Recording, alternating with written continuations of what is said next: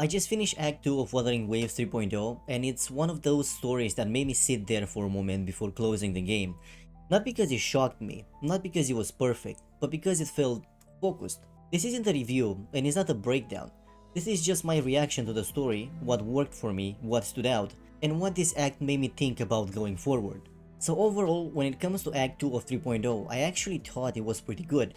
The story had a clear main plot, the launch of the artificial sun, and Mornye's story worked more as a subplot, and I think they handled that balance really well. They didn't lean so hard into Mornye as a character that she overshadowed the main conflict, but at the same time she still got enough focus to feel important.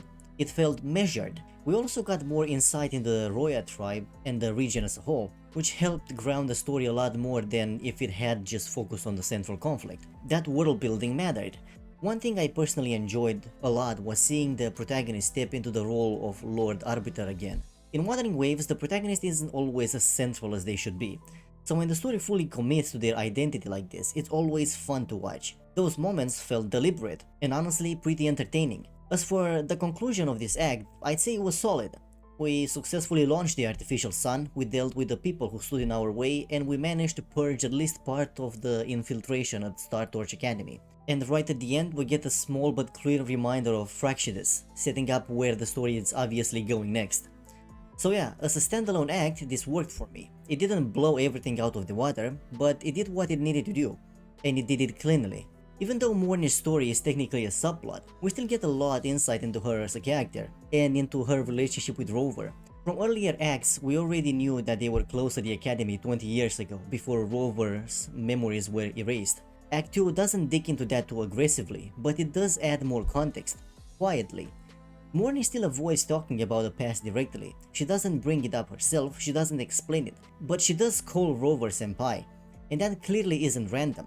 It's obviously tied to their past relationship, even if she keeps making excuses for it in the present. What stood out more to me though wasn't Mornye avoiding the topic, it was Rover's reaction to all of this, or lack of one. Even back in Act 1, we already saw flashes of their life at the Academy. We saw Mornye there. We were shown that this history matters, and yet Rover barely questions it.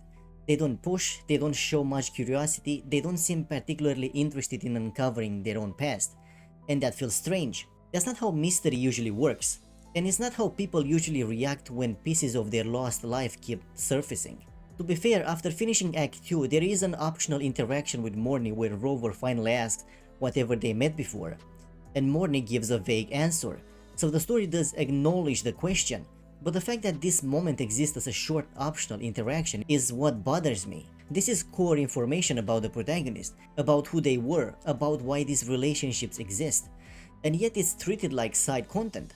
This is something Wuthering Waves struggles with even when it comes to Rover. The game clearly wants to tell their story, but it keeps them emotionally distant from it. They're present, they're involved, but they really engage with their own mystery.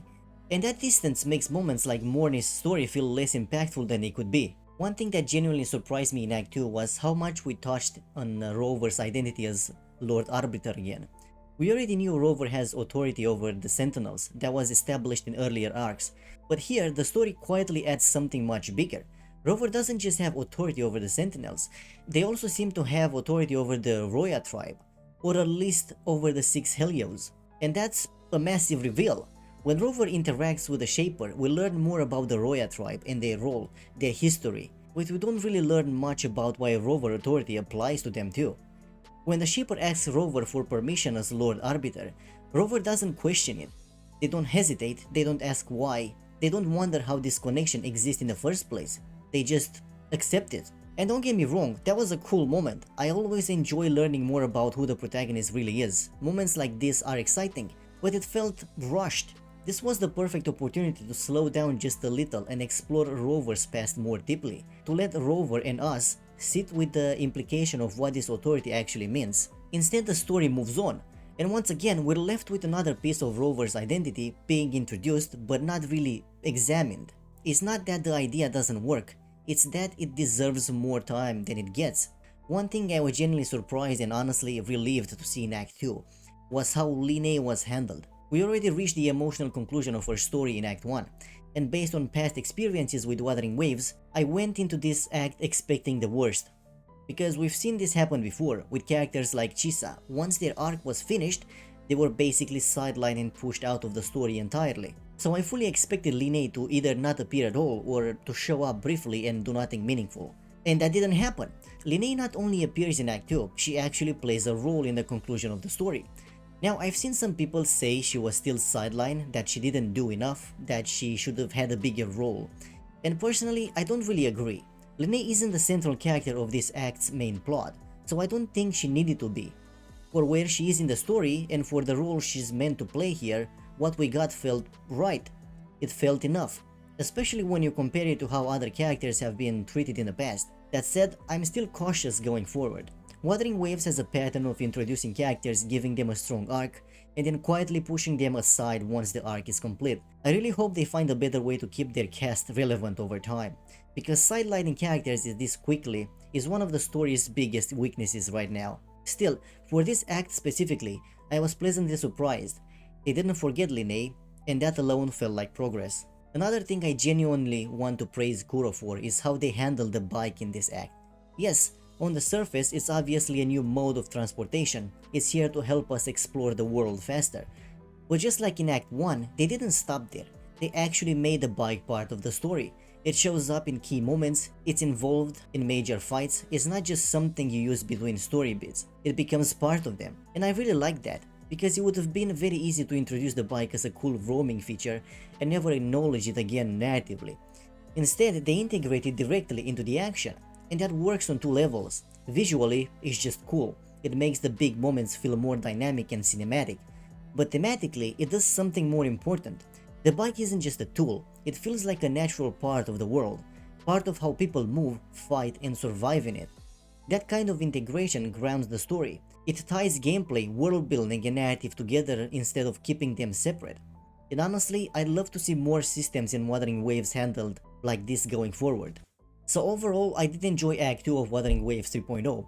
I think it was a good story, it did a lot of things right, the main plot and the subplots were balanced well, Mornye's story was handled with care, Rover's role had some genuinely interesting moments, and there were even parts that pleasantly surprised me, like how Lynae was treated or how the bike was integrated into the narrative. At the same time, it still carries the usual flaws Wuthering Waves struggles with. Rover's past is revealed but not really explored, important connections are introduced but quickly moved past, some characters' moments feel rushed when they should have been allowed to breathe. So it's a story that works, but also one that reminds me how much better it could be. And that's really the core feeling I'm left with. Not frustration, not disappointment. Just this sense that the pieces are there, and I really hope the story going forward gives them the time and focus they deserve. Now, if you made it this far, thanks for watching. I'd really like to know how Act 2 felt for you, whatever you enjoyed it, or if there were parts that didn't quite land.